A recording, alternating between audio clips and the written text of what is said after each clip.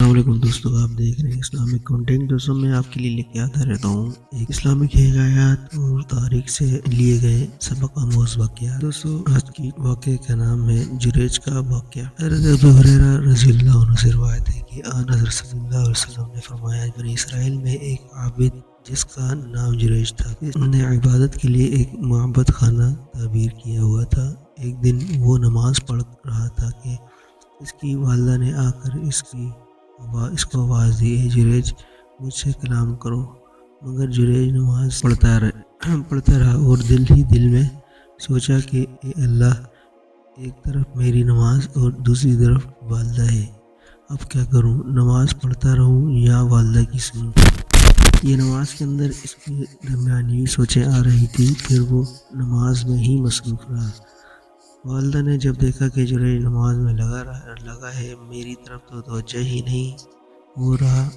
نہیں ہو رہا تو وہ چلی گئی۔ جب دوسرا دن ہوا تو پھر آئی، اتفاق سے اب بھی وہی معاملہ بنا تو وہ لوٹ گئی۔ تیسرے دن بھی آئی تو اب بھی جریج کو نماز پڑھتے ہوئے پایا۔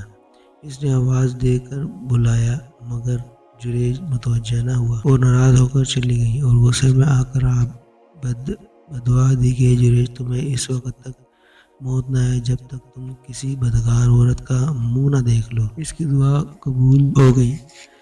اس کی تعمیل یوں ہوئی کہ ایک دن جریج عبادت میں مصروف تھا کہ ان کی قوم میں سے ایک بری عورت اس کے پاس آئی اور اپنے ساتھ بدکاری کروانے کا جریج سے کہا، مگر اس نے انکار کر دیا اور چلی گئی اور ایک چرواہے سے جا کر اپنی خواہش کی تکمیل کروا لی، جس سے وہ حاملہ ہو گئی۔ تو پھر جب اس نے بچہ جنا تو قوم نے پوچھا کس کا ہے؟ اس نے جریج کا نام لگا دیا۔ لوگوں نے غصے میں آ کر اس عابد کو بہت مارا اور اس عبادت خانے میں بھی اس کے عبادت خانوں کو بھی گرا دیا۔ جریج نے پوچھا، بھائیو کیا بات ہے، تم مجھے کیوں مار رہے ہو؟ انہوں نے کہا کہ تم نے اس عورت کے ساتھ بدفعلی کی ہے اور اس نے بچہ جنا ہے۔ جریج نے کہا، اس بچے کو میرے پاس لاؤ۔ لوگ لے آئے۔ جریج نے اللہ سے دعا کی، پھر اس نے بچے کے پیٹ کو